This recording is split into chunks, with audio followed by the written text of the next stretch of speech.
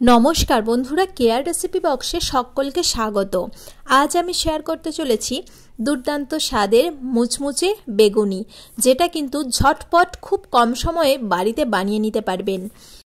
भिडियोटी शेष पर्यन्त देखार अनुरोध रइल और अवश्यई बंधुदेर काछे अनुरोध जे एकटा लाइक करते किन्तु भूलबेन ना।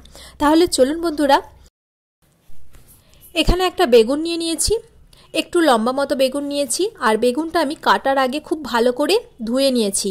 এরপর এরকম ভাবে কেটে নিয়েছি, খুব মোটাও নয় আর খুব পাতলাও নয়, মিডিয়াম সাইজ করে বেগুনগুলো খুব ভালো করে কেটে নিতে হবে। আমি কাটার পর আর ধোবো না। এরপর আমি বেগুনের মধ্যে লবণ দিয়ে খুব ভালো করে বেগুনগুলো মাখিয়ে নেব। এখানে যদি আপনারা চান লবণ জলেও বেগুনটা ডুবিয়ে রাখতে পারেন। আমি যেহেতু কাটার আগে ধুয়ে নিয়েছি তাই অল্প একটু লবণ দিয়ে এইভাবে মাখিয়ে নেব। এই বেগুনের সাইজটা একদম ঠিকঠাক করলে কিন্তু বেগুনিটা বেশি ভালো খেতে লাগে। খুব পাতলা করলেও ভালো লাগে না, আবার খুব মোটা করলেও ভালো লাগে না। সবগুলোই আমি লবণ মাখিয়ে নিয়েছি। এরপর একটা পাত্রের মধ্যে আমি নিয়ে নিয়েছি বেসন আর তার সঙ্গে দিয়ে দেব 1.5 চামচের মতো চালের গুঁড়ি। চালের গুঁড়ি দিলে যে কোনো ভাজা জিনিসে খেতে মুচমুচে হয়। এরপর দিয়ে দেব লবণ আর একটু হলুদ দিয়ে দিলাম আর দিয়ে দিলাম কালো জিরে দিয়ে শুকনো উপকরণগুলো খুব ভালো করে মাখিয়ে নিচ্ছি। এরপর অল্প অল্প করে জল দিয়ে একটা ব্যাটার করে নেব।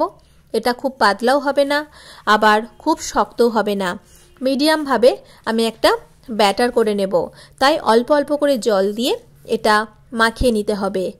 একদম খুব ভালো মতো আমি এটা মাখিয়ে নিয়েছি আর এই যে এইরকম ঘনত্বের করে মাখিয়েছি, দেখো আঙুলে এইভাবে লেগে থাকবে। এরপর এর মধ্যে আমি দিয়ে দেব বেকিং পাউডার, দিয়ে খুব ভালো করে এটা মাখিয়ে নিতে হবে। এরপর সবশেষে আমি ভাজার জন্য যে তেল বসিয়েছি সেই তেল থেকে 1 চামচ গরম তেল নিয়ে এর মধ্যে দিয়ে দিলাম।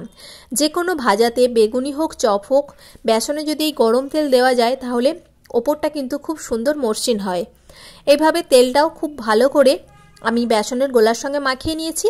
এরপর বেগুনটা ওর মধ্যে দিয়ে দিলাম। আমি এই জন্য এখানে একটু লম্বা মতো পাত্র নিয়েছি যাতে বেগুনগুলো খুব ভালো করে বেসনের মধ্যে ডোবাতে পারি। যেহেতু অল্প বেসন দিয়ে করছি, অনেক বেসন মাখালে বেসনটা অনেক সময় বাড়তি রয়ে যায়, তাই অল্প পরিমাণ বেসনই আমার যতটুকু লাগবে সেই পরিমাণ বেসনই আমি মাখিয়েছি, খুব বেশি বেসন মাখাইনি।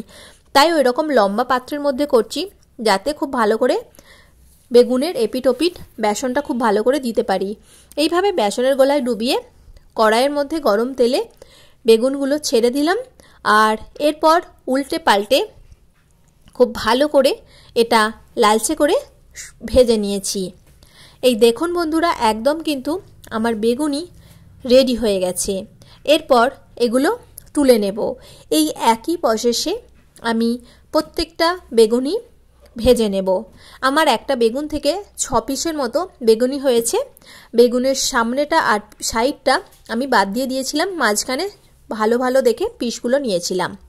এইভাবে আমার 6টা বেগুনি হয়েছে। একদম তৈরি হয়ে গেল দুর্দান্ত স্বাদের মুচমুচে বেগুনি। আশা করছি সকল বন্ধুর কাছে ভিডিওটি ভালো লেগেছে। নতুন বন্ধুদের কাছে অনুরোধ রইল আমার চ্যানেলটি সাবস্ক্রাইব করে পাশে থাকার। আর যে সকল বন্ধু রেগুলার ভিডিও দেখেন তাদেরকে জানাই অসংখ্য ধন্যবাদ।